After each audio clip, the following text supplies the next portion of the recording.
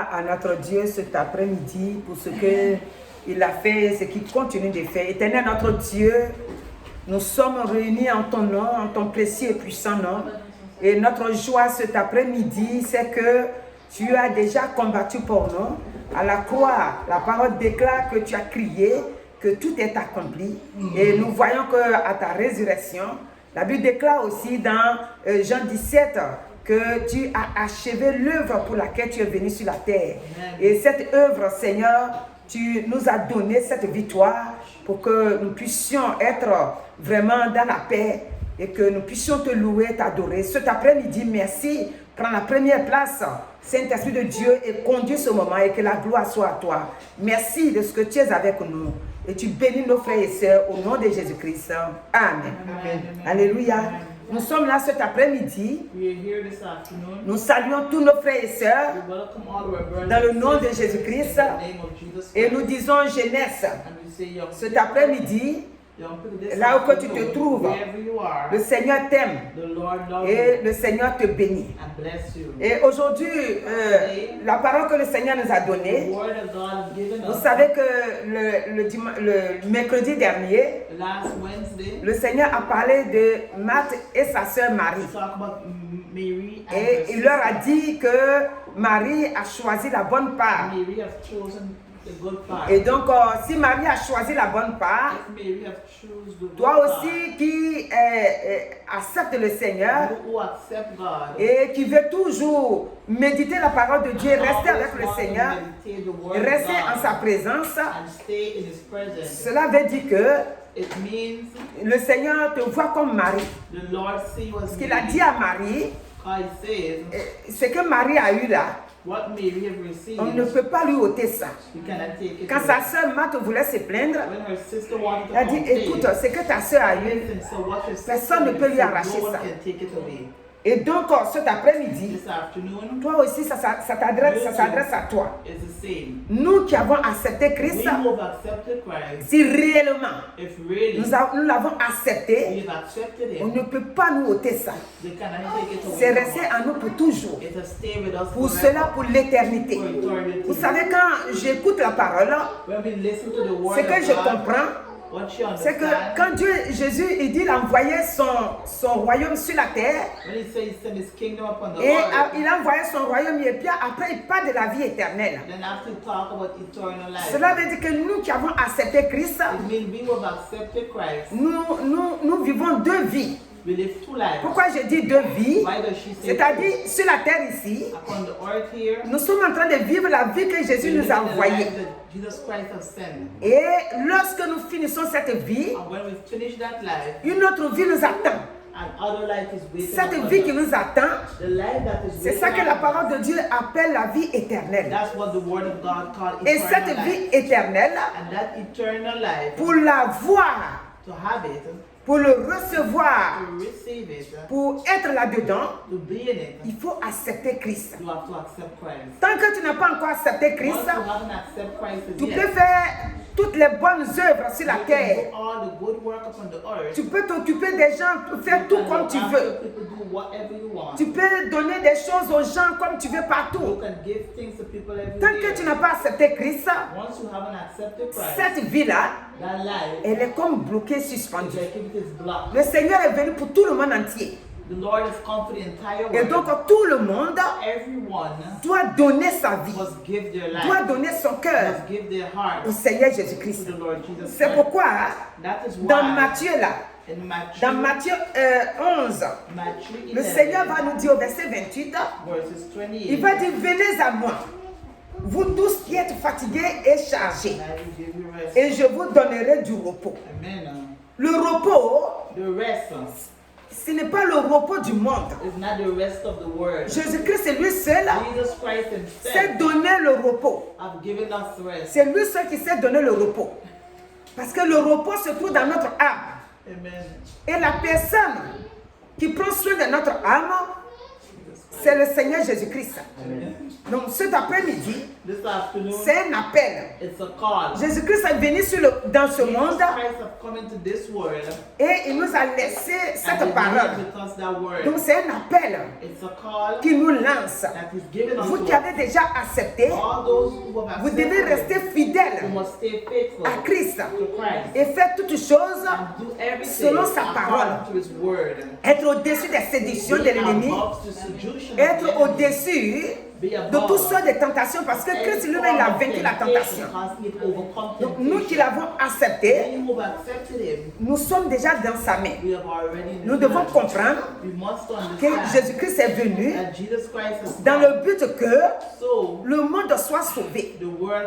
Tout à l'heure, avant de commencer la prière, j'avais dit ainsi que le monde est troublé. Le monde, les hommes veulent sauver le monde. Si Dieu lui-même n'a pas sauvé le monde ne peut pas se sauver lui-même. Parce que celui qui peut sauver le monde, c'est Jésus-Christ. C'est pour ça que Dieu a envoyé Jésus dans le but que toute personne sur la terre puisse l'accepter comme son Seigneur et Sauveur. Il dit, venez. Cet après-midi, mon frère vient. Tu es dans les difficultés, viens. Tu es dans les problèmes, viens. Tu es dans les blocages, viens. Tu es dans les soucis, viens. Tu es dans le découragement, viens. Tu es dans le désespoir, viens. Tu ne sais plus où mettre la tête, viens. C'est Jésus qui t'appelle. Son esprit est là. Il dit viens. C'est quoi il dit? Je vous laisse mon esprit. Et il dit encore quelque part, il dit je vous donne ma vie. Je vous donne ma paix. Je ne vous donne pas comme le monde donne. Le monde, il ne peut pas donner la vie. Regardez, quand un homme est malade, l'homme va soigner. Ils vont prescrire. Aujourd'hui, ils te donnent ce médicament-là. Quand ils voient que ça n'a pas marché, c'est-à-dire quand on était enfant, dans mon pays là-bas, on avait un jeu qu'on jouait. Je crois que ma soeur doit connaître ça. On dit bine, bine, bine. Alléluia. Le monde joue bine, bine, bine avec notre vie. Le monde, il te donne ça aujourd'hui. Si ça ne t'a pas soigné, quand tu retournes encore, il va te donner encore un autre médicament. Jésus-Christ, il ne fait pas ainsi. Quand il vient te guérir, il te guérit. Et toi et moi, toi qui as déjà accepté le Seigneur, tu as le témoignage dans ta vie. Parce que je sais que le Seigneur t'a déjà guéri quelque part. C'est pourquoi nous voyons ce que Jésus a fait ici. Quand il était sur la terre, il a fait. Et quand il est parti, quand il a laissé son esprit, il fait aussi encore jusqu'à de nos jours. Quand il était ici dans Matthieu 9 à partir du verset 27, le verset 27 va nous dire, étant parti de là, Jésus fut suivi par 2 aveugles qui criaient « Aie pitié de nous, fils de David ». Lorsqu'il fut arrivé à la maison, les aveugles s'approchaient de lui et Jésus leur dit « Croyez-vous que je puisse faire cela ?»« Oui, Seigneur, lui répondit-il. Alors il leur toucha les yeux en disant « Qu'il vous soit fait selon votre foi. » Alléluia. Amen. Et leurs yeux s'ouvrirent. Jésus leur dit cette recommandation sévère. Prenez garde que personne ne le sache. Mais dès qu'il fut sorti, il répandit sa renommée dans tout le pays. Alléluia. Amen.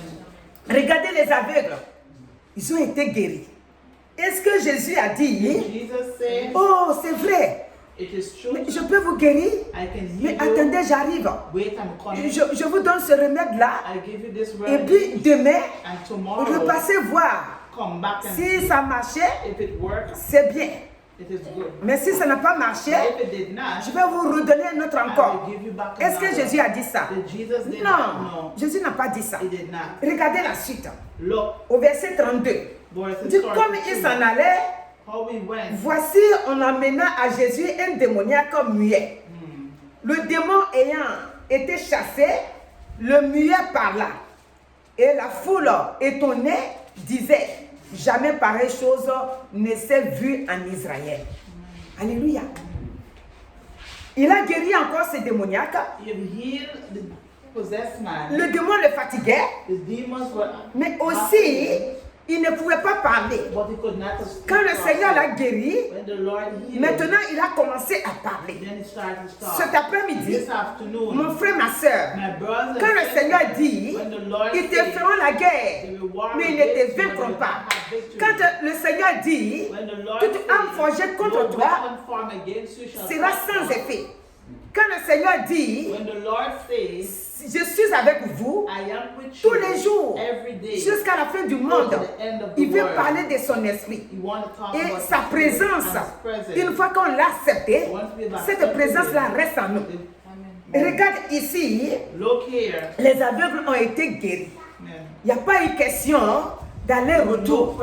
Et même au milieu de nous ici, vous voyez, les gens quand ils viennent, si vraiment ils sont malades, lorsqu'on a prié, ils ont été guéris.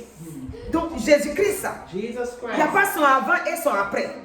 Jésus-Christ, il demeure éternellement. C'est pourquoi la parole dit dans Hébreu, il est le même hier, aujourd'hui et éternellement. Jésus, c'est lui qui guérit. Jeunesse, il ne faut pas jouer avec ta vie. Jeunesse, il ne faut pas t'amuser avec le monde. Le monde est comme de l'eau chaude. De l'eau chaude bouillante.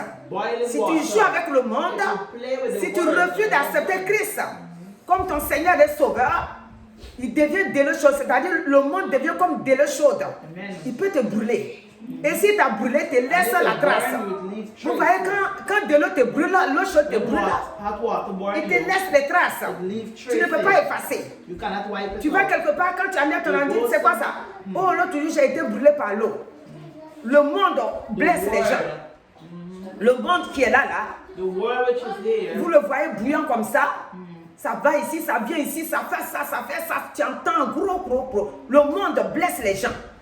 Quand tu es dans le Seigneur, le monde est incapable de te brûler ou de te faire le mal.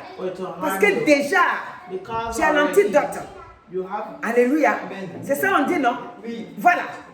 Jésus-Christ, par son esprit, qui vit en toi, c'est lui qui amorce ce que l'ennemi envoie contre toi. C'est lui qui envoie l'eau chaude du monde.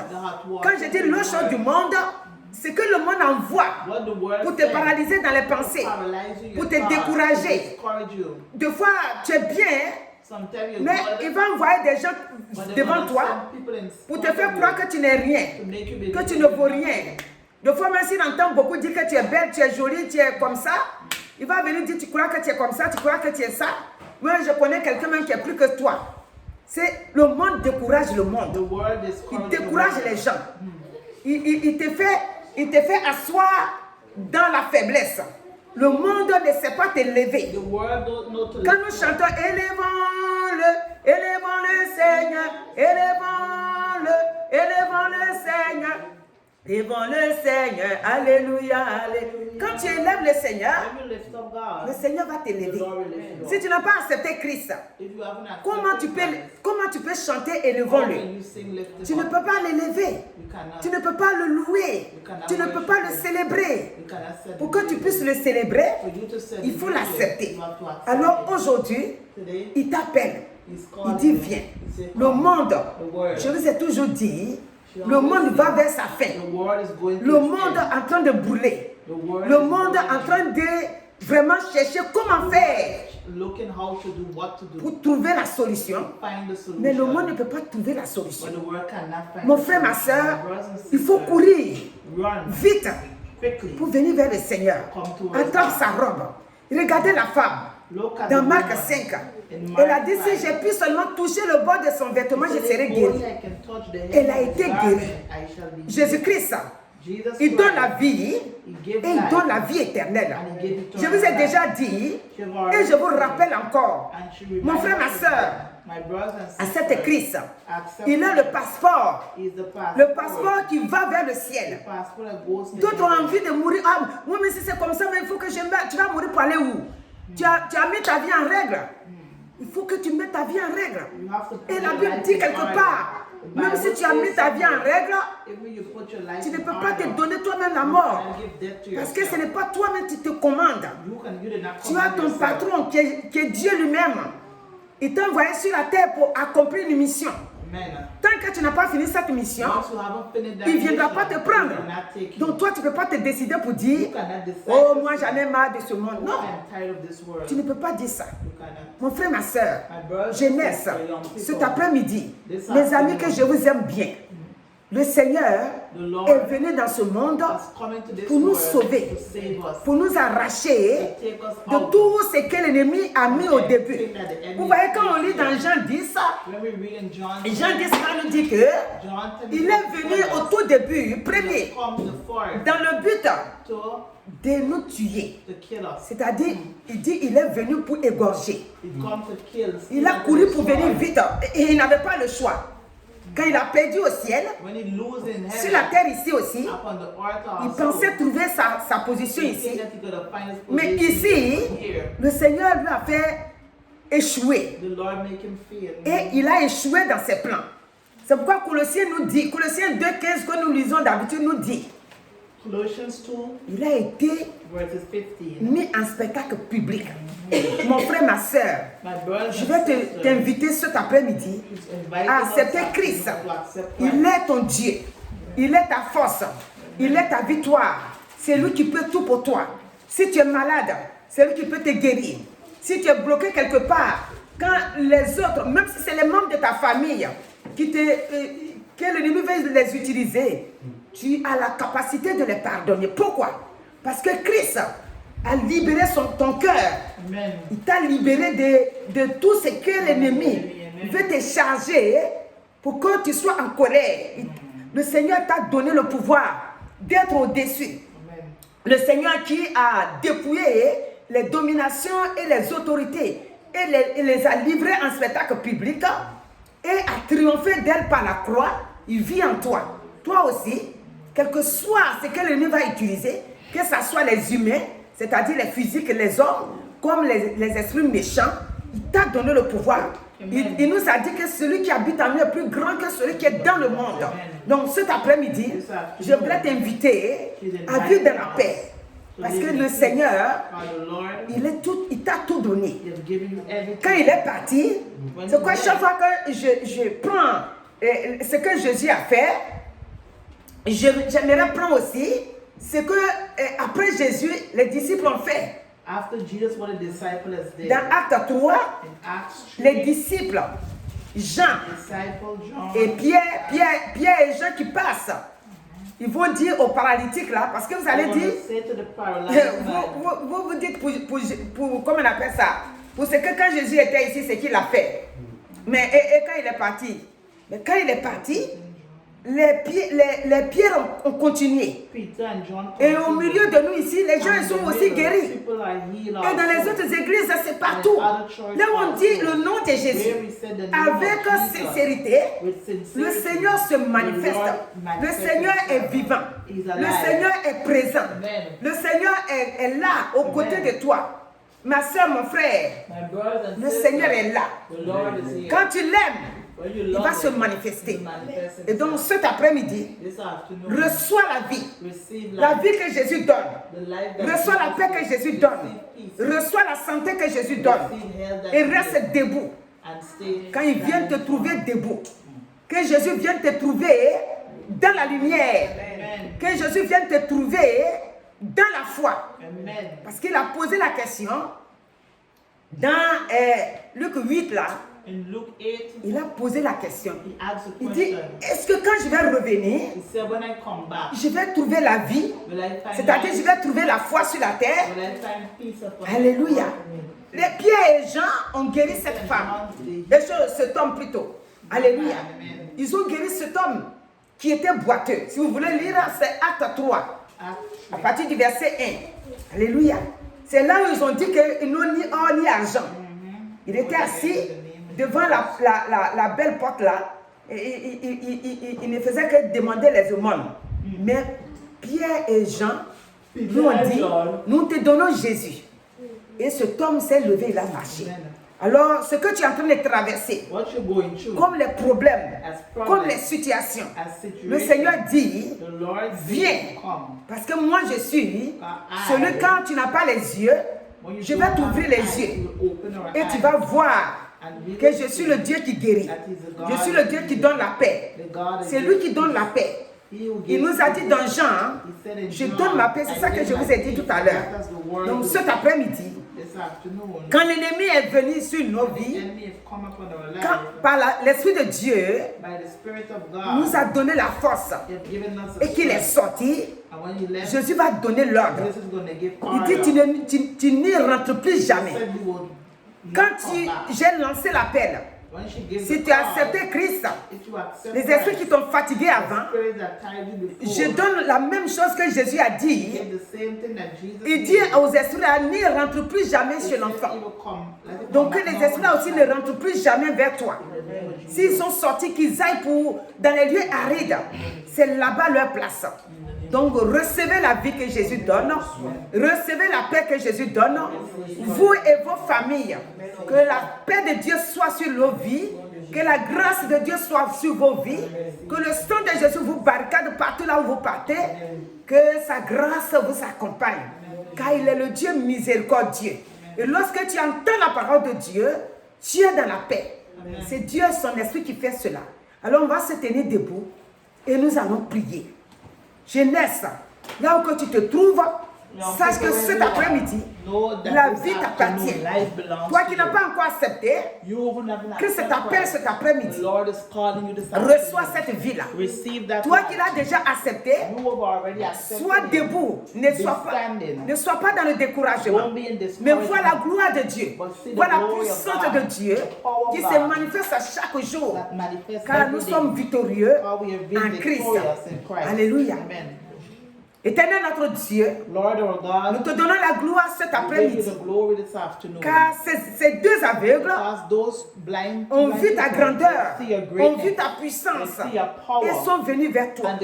Et tu leur as donné la vie. Et cet homme qui était un démoniaque a reçu aussi la vie. Et Seigneur mon Dieu, mon roi, tu nous dis cet après-midi, toi qui donnes la vie, nous devons venir vers toi. Si nous sommes fatigués, c'est toi qui peux nous délivrer. Si nous sommes chargés, c'est toi qui peux nous décharger. C'est quoi tu nous as dit dans Psaume 103, que tu es le Dieu qui guérit nos maladies. Et tu es celui aussi qui nous rajeunit comme l'aigle. Tout se trouve dans tes mains. Nous te donnons la gloire. Bénis ton peuple. Seigneur, bénis ton peuple. Bénis tous ceux qui en souffrent. Tous ceux qui ont la situation compliquée. Cet esprit de Dieu, cet après-midi, que la peur sorte de leurs pensées. Que tous ceux qui ont peur des situations, cet après-midi, je vous dis, c'est Dieu qui a dit cela dans Ésaïe 40. Il dit ne crains rien. Dans Ésaïe 43, il dit ne crains rien. Dieu dit dans sa parole, ne crains rien, car il est avec toi. Donc que Dieu vous bénisse cet après-midi et que votre santé soit au point, que toutes vos affaires soient libérées. Ce que l'ennemi a volé, qu'il vous ramène ça. Pour la gloire de Jésus-Christ, demeurez bénis au nom de Jésus. Amen. Alléluia.